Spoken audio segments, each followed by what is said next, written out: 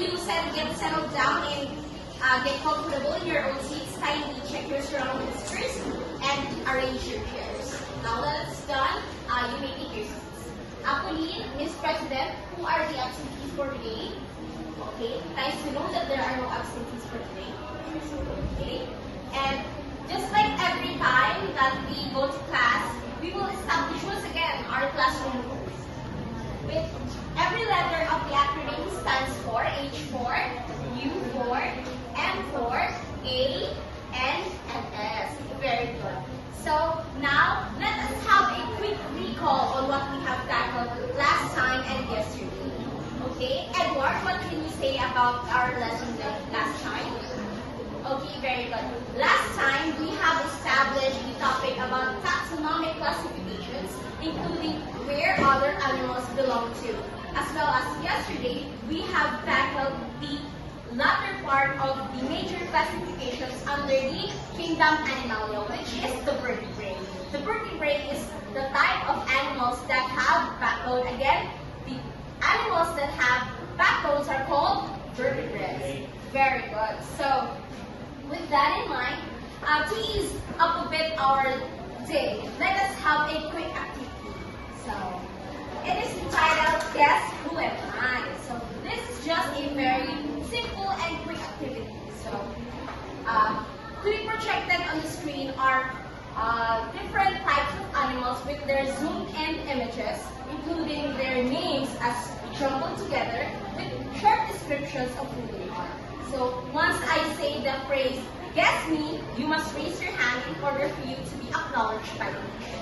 Is that okay? Alright, let's move forward. Guess me. Ashley, very good. Now this one, very good. That's a platypus. And the third one, very good. That's a dolphin. And the other one, lemur. Very good. The other one, gorilla. Excellent. And for the last one is this kind of tricky, the chimpanzee. Very good. So according to these animals that you have just seen, what can you say are their similarities?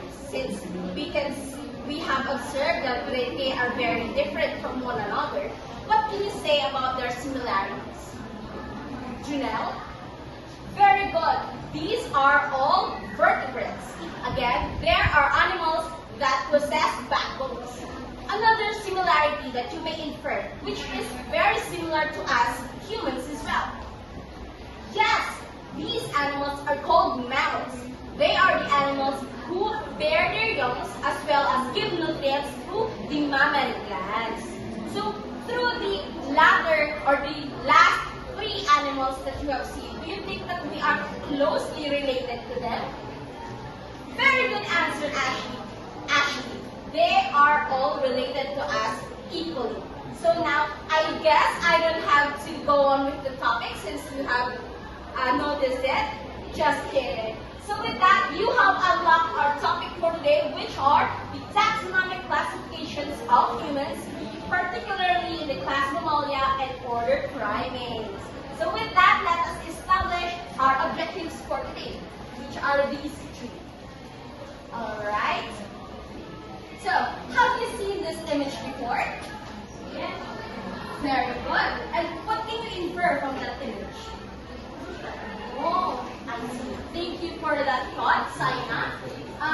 Did you know that this image is called the march of progression, since we can see that they are like marching towards the progression like that.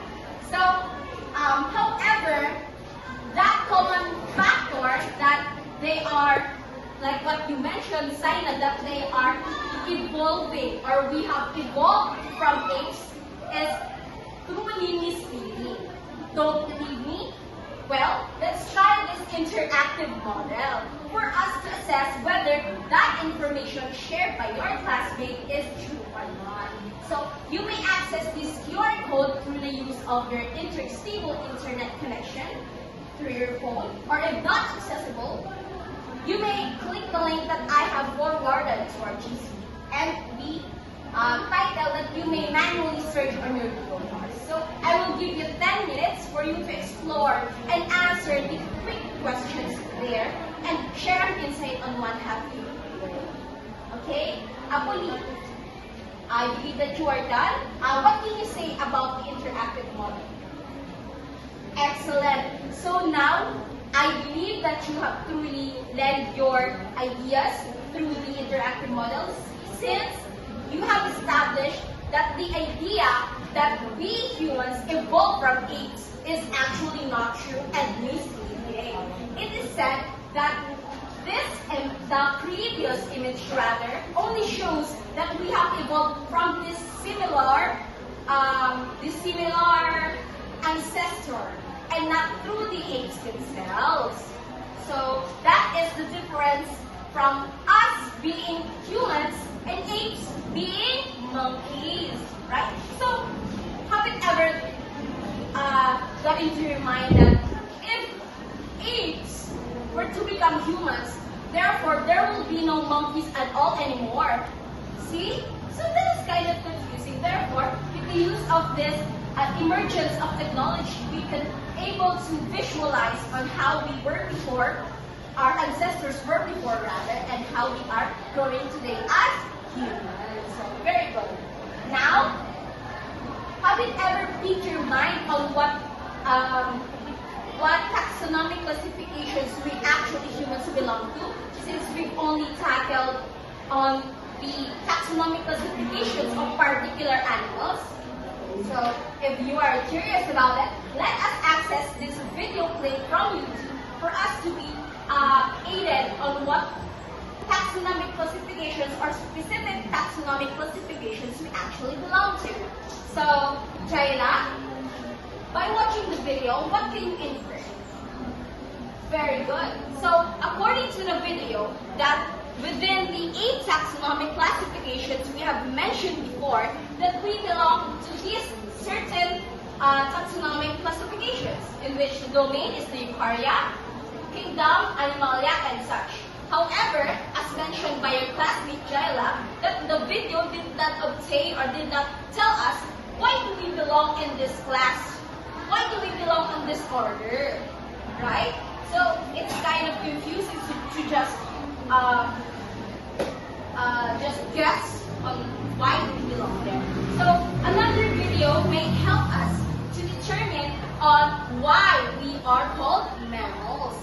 So Faye, from the video itself, what can you say? Very good, thank you.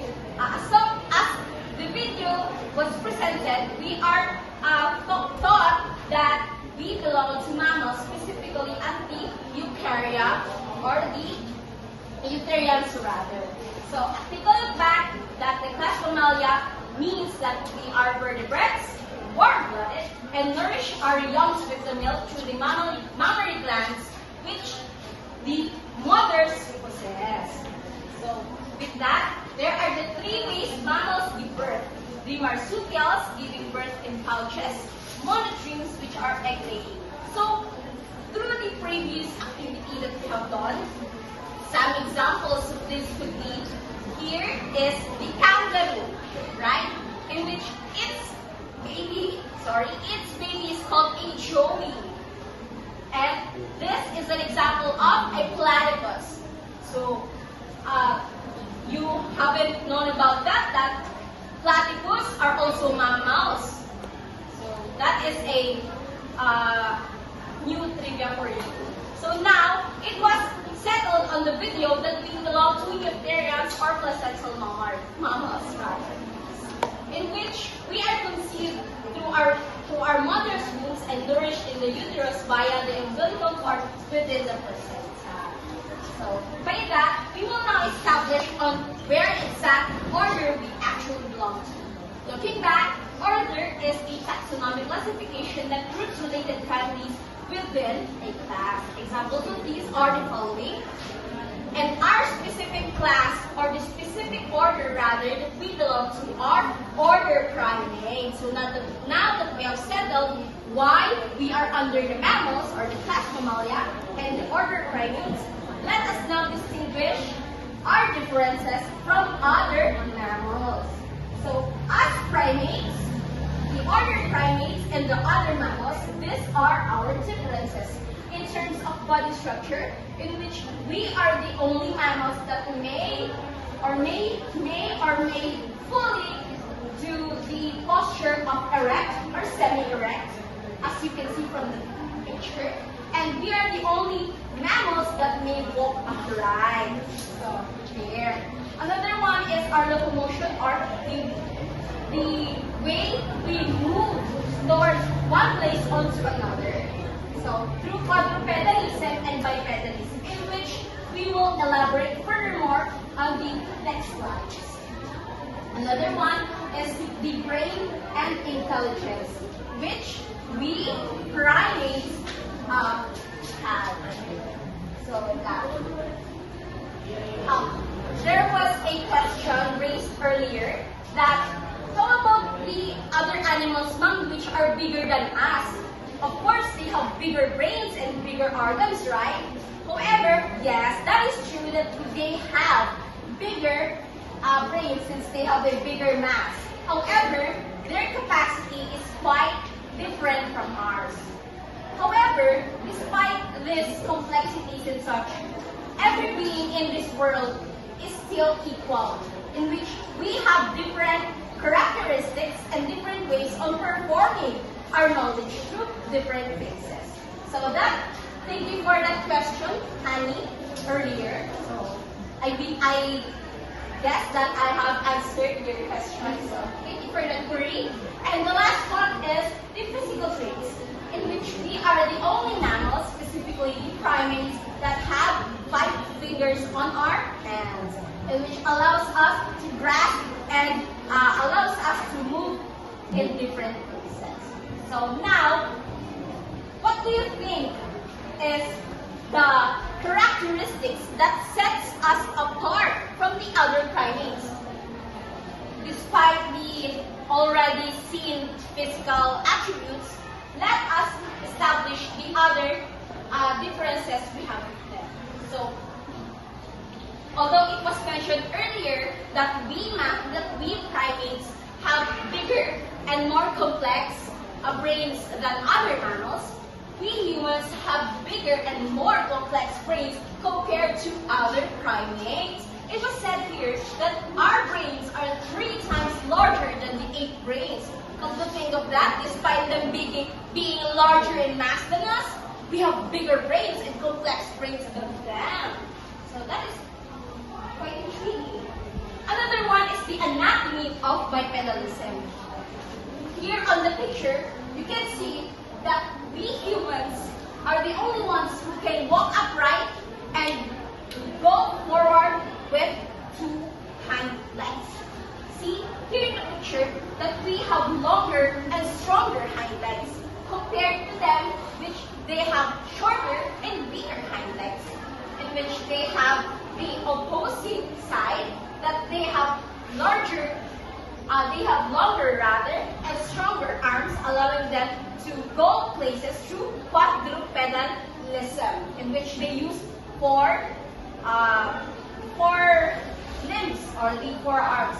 And then we have the shorter arms and weaker arms. So, meaning bi, 2, and quadrupedal, meaning 4.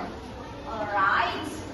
And the other one is the obvious one, the hair coverage. Although, yes, we humans possess also hair, although it is very minimal and not that alike to them, in which helps them adapt to various places, climates, and such. So that. And lastly is our differences in terms of bearing the child. So it is said that in childbirth, humans are more inclined to having difficulty in letting out the baby through the vaginal canal. Since babies or human babies have bigger heads and larger bodies compared to other primates. And lastly, we are the only part of the order primates, specifically the humans, who experience menopause compared to the other monkeys under the order primates. we do not have or they do not experience menopause at all. So therefore, they may bear a child as long as they are capable. So that is the end of our discussion. However, for us to assess if you have learned something, let us have this quick activity in which I will propagate to you the provided sheets in which will be divided into two parts, which is the checklist and the essay list. Okay? Those activities are just quite easy. Anyway, you may accomplish those under 10 minutes. So this is the rubric that you may follow or you may adhere to for you to be guided through the essay. And wait, there's more. Once done with the activity, you may pass it later to me. But now let us move forward again with another activity. This is just a short and engaging activity. So the activity will be divided into two as well, the Venn diagram and short reflective essay. The first activity we have done was establishing the characteristics of humans only, primates only, and both characteristics of them. However, in this part, we will establish how we are related or not with the other primates and the other mammals. So, where will we be doing this activity? We will be doing this activity with to the assigned paper that I have told you yesterday. I believe I have told you yesterday to bring your A4 size bond papers and coloring materials, which we will apply to this. So, with the front page, you may do this Venn diagram, and on the other page, you may do this short reflective essay, not composing over that 3 sentences. So, these are our rubrics for you to be guided, and in order for you to attain your expected scores. So that. And once done, you may just pass your papers on my table as I wait for them. And with that, we are now done with our activity for the day. I hope that you have learned a lot today, right, children? So, by that, before I bid my goodbyes, I will leave you with this quotation. Every biotic being's existence is important. We only have one Earth. Let us learn to live along each other. No one is superior here on our planet. Therefore, let us live in harmony. So that is all, class, and thank you and goodbye. See you tomorrow.